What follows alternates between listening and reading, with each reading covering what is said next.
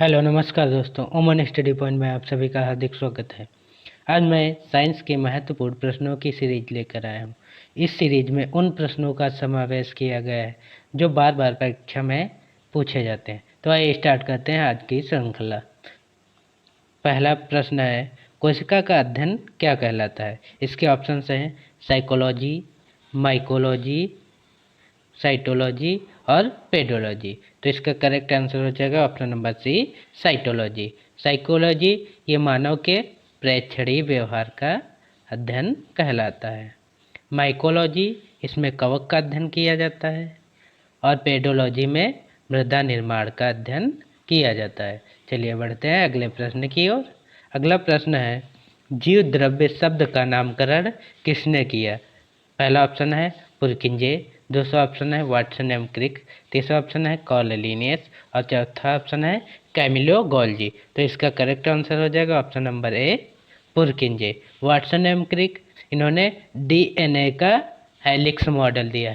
यह helix model क्या होता है? इसको डीएनए का द्विकुंडलित मॉडल भी कहते हैं। वो कुछ इस तरह बनता है। कार्ल लिनियस इन्हें वर्गीकी का पिता कहा जाता है, फादर ऑफ टेक्सोनॉमी।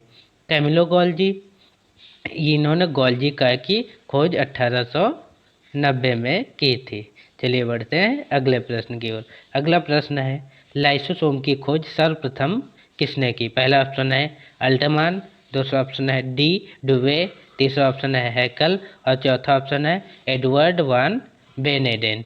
तो इसका करेक्ट आंसर हो जाएगा ऑप्शन नंबर बी, डी डुवे। इन्होंने लाइसोसोम की खोज 1995 में की थी। अल्टमान ये इन्होंने माइटोकॉन्ड्रिया की खोज 1890 में की थी। हैकल ये लवक या प्लास्टिड्स इन्होंने लवक या प्लास्टिड्स की खोज की थी। और एडवर्ड वान बेनेडिन ने इन्होंने 1883 में तारककाय या इसको सेंट्रोसोम भी बोलते हैं, सेंट्रोसोम की खोज की थी। और इसका जो तारककाय का नामकरण टी बावेरी ने 1888 में किया था। चलिए बढ़ते हैं अगले प्रश्न की ओर। अगला प्रश्न है, आनुवांशिकी का पिता किसे कहा जाता है? पहला ऑप्शन है ग्रेगर जॉन मेंडल, दूसरा ऑप्शन है कार्ल लैंडस्टीनर, तीसरा ऑप्शन है थियोफ्रास्टस और चौथा ऑप्शन है अरस्तु। तो इसका करेक्ट आंसर हो जाएगा option number A, Gregor John Mendel. Karl Landsteiner इन्होंने रक्त समूह की खोज की थी। थियोफ्रास्टस इन्हें वनस्पति विज्ञान का जनक कहा जाता है और इनकी पुस्तक है हिस्टोरिया प्लांटेनम, हिस्टोरिया प्लांटेनम। और अरस्तु इन्हें जंतु और जीव विज्ञान दोनों का जनक कहा जाता है। इनकी पुस्तक है हिस्टोरिया एनिमलियम, एनिमलियम। चलिए बढ़ते हैं अगले प्रश्न की ओर। अगला प्रश्न है, दूध में कौन सा अम्ल पाया जाता है? इसके ऑप्शंस हैं एस्टिक अम्ल, साइट्रिक अम्ल, ब्यूटेरिक अम्ल, लैक्टिक अम्ल। तो इसका करेक्ट आंसर हो जाएगा ऑप्शन नंबर डी, लैक्टिक अम्ल। दूध में लैक्टिक अम्ल पाया जाता है। एस्टिक अम्ल सिरके में पाया जाता है। साइट्रिक अम्ल ये नींबू में पाया जाता है और ब्यूटायरिक अम्ल ये दुर्गंध युक्त मक्खन में पाया जाता है। चलिए बढ़ते हैं अगले प्रश्न की ओर। अगला प्रश्न है, निम्नलिखित में से कौन सा एक मछली है? इसके ऑप्शन हैं ऑप्शन नंबर ए समुद्री खीरा, ऑप्शन नंबर बी समुद्री घोड़ा, ऑप्शन नंबर सी समुद्री गाय और ऑप्शन नंबर डी समुद्री बाघ। तो इसका करेक्ट आंसर हो जाएगा ऑप्शन नंबर बी, समुद्री घोड़ा। ये एक मछली है, बाकी अन्य मछलियाँ नहीं हैं। अगला क्वेश्चन है, निम्नलिखित में से कौन सा एक कपी नहीं है? कपी यानी बंदर। इनमें से कौन सा नहीं है?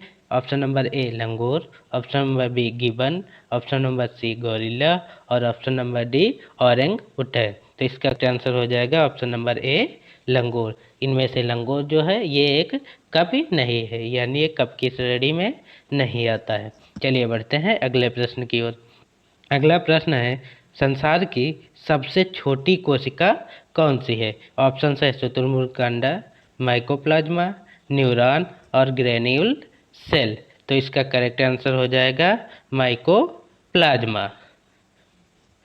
शुतुरमुर्ग का अंडा ये सबसे बड़ी कोशिका है, ये सबसे बड़ी कोशिका है। न्यूरॉन ये सबसे लंबी कोशिका है और ग्रेन्यूल सेल ये मानव शरीर की सबसे छोटी कोशिका है, ये सेरिबेलम में पाई जाती है। चलिए बढ़ते हैं अगले प्रश्न की ओर। अगला प्रश्न है, निम्नलिखित में से किसी कोशिकांग का एटम बम कहा जाता है? राइबोसोम ये प्रोटीन की फैक्ट्री कहा जाता है, राइबोसोम को प्रोटीन की फैक्ट्री कहा जाता है। अगला ऑप्शन है प्लीहा, प्लीहा को कोशिका का कब्रिस्तान कहा जाता है। लाइसोसोम इसको कोशिका की आत्मघाती थैली कहा जाता है, ये कोशिका की आत्मघाती थैली कहा जाता है। और माइटोकॉन्ड्रिया को कोशिका का पावर प्लांट या कोशिका का ऊर्जा घर कहा जाता है। तो हमारा क्वेश्चन जो था ये था कि निम्नलिखित में से किस कोशिकांग को एटम बम कहा जाता है? तो इसका करेक्ट आंसर हो जाएगा ऑप्शन नंबर सी, लाइसोसोम। चलिए बढ़ते हैं अगले प्रश्न की ओर। अगला प्रश्न है, मानव शरीर में खून के शुद्धिकरण की प्रक्रिया को क्या कहते हैं? पहला ऑप्शन है डायलिसिस, दूसरा ऑप्शन है हेमोलिसिस, तीसरा ऑप्शन है ऑस्मोसिस और चौथा ऑप्शन है पैरालिसिस। तो इसका करेक्ट आंसर हो जाएगा ऑप्शन नंबर ए, डायलिसिस। हेमोलिसिस ये क्या होते हैं? ये आरबीसी का विकार होता है। ऑस्मोसिस इसको परासरण कहा जाता है। परासरण क्या होता है? जब दो माध्यमों में सांद्र विलयन के अणु तन विलयन में जाने लगते हैं, यानी तन विलयन के अणु सांद्र विलयन में जाने लगते हैं। पैरालिसिस क्या है? पैरालिसिस ये मांसपेशियों की क्रिया की संपूर्ण या आंशिक क्षति कहलाती है। इसमें क्या होता है, कोई अंग अगर पैरालाइज है तो वो अंग कार्य नहीं करता है। चलिए बढ़ते हैं अगले प्रश्न की ओर। अगला प्रश्न है, पित्त का स्रोत क्या है? पहला ऑप्शन है पित्ताशय, दूसरा ऑप्शन है यकृत, तीसरा ऑप्शन है अग्नाशय और चौथा ऑप्शन है वृक्क। तो इसका करेक्ट आंसर हो जाएगा यकृत। पित्ताशय ये पित्तरस को इकट्ठा करता है, अग्नाशय में इंसुलिन और ग्लाइकोजन हार्मोन निकलता है, वृक्क ये शरीर के अनावश्यक तत्वों को बाहर निकालता है। चलिए बढ़ते हैं अगले प्रश्न की ओर। अगला प्रश्न है, किस ग्रंथि को जैविक घड़ी या बायोलॉजिकल क्लॉक कहा जाता है? पहला ऑप्शन है पीयूष ग्रंथि, दूसरा ऑप्शन है हाइपोथैलेमस ग्रंथि, तीसरा ऑप्शन है थायराइड ग्रंथि और चौथा ऑप्शन है पीनियल ग्रंथि। तो इसका करेक्ट आंसर हो जाएगा ऑप्शन नंबर डी, पीनियल ग्रंथि। इस ग्रंथि को जैविक घड़ी या बायोलॉजिकल क्लॉक कहा जाता है। ये ग्रंथि ही हमारे सभी कार्यों को निर्धारित करती है कि जैसे हमें कब लैट्रिन जाना है, कब प्यास लगेगी और कब कौन सा कार्य, ये कार्य ये निर्धारित करती है। पीयूष ग्रंथि क्या है? पीयूष ग्रंथि को मास्टर ग्रंथि कहते हैं। हाइपोथैलेमस ग्रंथि को इसको मास्टर ग्रंथि कहा जाता है और थायराइड ग्रंथि ये सबसे बड़ी अंतःस्रावी ग्रंथि है। चलिए बढ़ते हैं अगले प्रश्न की ओर। अगला प्रश्न है, निम्नलिखित में से कौन सा विटामिन पानी में घुलनशील है? यानी कौन सा विटामिन पानी में घुल जाता है? तो पानी में घुलनशील विटामिन है बी और सी। इसको याद करने की ट्रिक क्या है? बस, यानी अगर बस है ये पानी में डूब सकती है, तो ये पानी में घुलनशील विटामिन सी। और वसा में विटामिन सी जो घुलनशील है वो हैं के, ई, डी और ए। ये चार विटामिन जो हैं वसा में घुलनशील हैं। इनको याद कर सकते हैं कीड़ा से। कीड़ा जो है, जो वसी चीज़ें होती हैं उनमें कीड़ा पड़ जाती है, याद रखा जा सकता है कि जो कीड़ा के, ई, डी, ए ये वसा में घुलनशील विटामिन है। तो चलिए देखते हैं ऑप्शन की ओर। पहला ऑप्शन है विटामिन ए, दूसरा ऑप्शन है विटामिन डी, तीसरा ऑप्शन है विटामिन सी और चौथा ऑप्शन है विटामिन ई। तो वसा में घुलनशील विटामिन पानी में घुलनशील विटामिन है विटामिन सी। विटामिन ए, इससे रतौंधी होता है। विटामिन ए की कमी से रतौंधी हो जाता है और इसका रासायनिक नाम रेटिनॉल है। विटामिन डी, इसका रासायनिक नाम कैल्सीफेरॉल है और इसकी कमी से सूखा रोग हो जाता है। विटामिन डी की कमी से सूखा रोग हो जाता है। विटामिन सी की कमी से स्कर्वी रोग हो जाता है और विटामिन ई को टोकोफेरॉल कहा जाता है। चलिए बढ़ते हैं अगले प्रश्न की ओर। अगला प्रश्न है, रेबीज के टीके की खोज किसने की थी? पहला ऑप्शन है लुई पास्चर, दूसरा ऑप्शन है एडवर्ड जेनर, तीसरा ऑप्शन है अलेक्जेंडर फ्लेमिंग और चौथा ऑप्शन है मॉरिस हिलमैन। तो इसका करेक्ट आंसर हो जाएगा option number A, Louis Pasteur. Edward Jenner, इन्होंने चेचक का टीका खोजा था। अलेक्जेंडर फ्लेमिंग, इन्होंने पेनिसिलिन की टीके की खोज की थी और मॉरिस हिलमैन ने हेपेटाइटिस बी के टीके की खोज की थी। चलिए बढ़ते हैं अगले प्रश्न की ओर। अगला प्रश्न है, कालाजार के लिए उत्तरदायी प्रोटोजोआ कौन सा है? पहला ऑप्शन है जियार्डिया, दूसरा ऑप्शन है लीशमैनिया, तीसरा ऑप्शन है ट्राइपेनोसोमा और चौथा ऑप्शन है मोनोसाइट्स। तो इसका करेक्ट आंसर हो जाएगा option number B, leishmania. Giardia, ये इससे डायरिया होता है।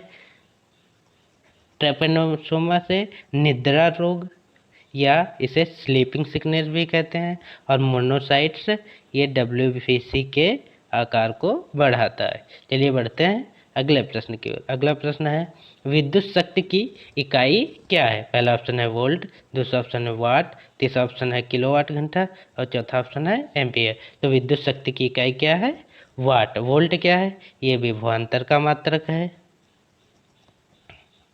किलोवाट घंटा, ये यूनिट, किलोवाट घंटा में यूनिट को मापते हैं, यानी कितनी यूनिट लाइट खर्च हुई। और एम्पियर, ये विद्युत धारा का मात्रक है।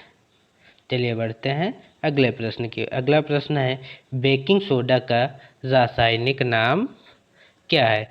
पहला ऑप्शन है सोडियम बाइकार्बोनेट, दूसरा ऑप्शन है सोडियम क्लोराइड। तो इसका करेक्ट आंसर हो जाएगा ऑप्शन नंबर ए, सोडियम बाइकार्बोनेट। इसका रासायनिक सूत्र होता है NaHCO3। सोडियम क्लोराइड, इसका रासायनिक सूत्र होता है NaCl और इसे साधारण नमक भी कहा जाता है। अगला ऑप्शन है सोडियम कार्बोनेट। सोडियम कार्बोनेट, इसे धावन सोडा कहते हैं और इसका जो सूत्र होता है Na2CO3। और सोडियम नाइट्रेट को चिली सॉल्ट पीटर भी बोलते हैं। इसका रासायनिक सूत्र होता है NaNO3। चलिए बढ़ते हैं अगले प्रश्न की ओर। अगला प्रश्न है, कैंसर का अध्ययन क्या कहलाता है? पहला ऑप्शन है हॉर्टिकल्चर, दूसरा ऑप्शन है ऑन्कोलॉजी, तीसरा ऑप्शन है एपिकल्चर और चौथा ऑप्शन है ऑस्टियोलॉजी। तो इसका करेक्ट आंसर हो जाएगा option number B, oncology. Horticulture, ये बागवानी कहलाता है। हॉर्टिकल्चर के अंतर्गत बागवानी का अध्ययन किया जाता है। एपीकल्चर, यह मधुमक्खी पालन का अध्ययन किया जाता है। ऑस्टियोलॉजी में अस्थियों का अध्ययन किया जाता है। अस्थियों या हड्डियों का अध्ययन किया जाता है।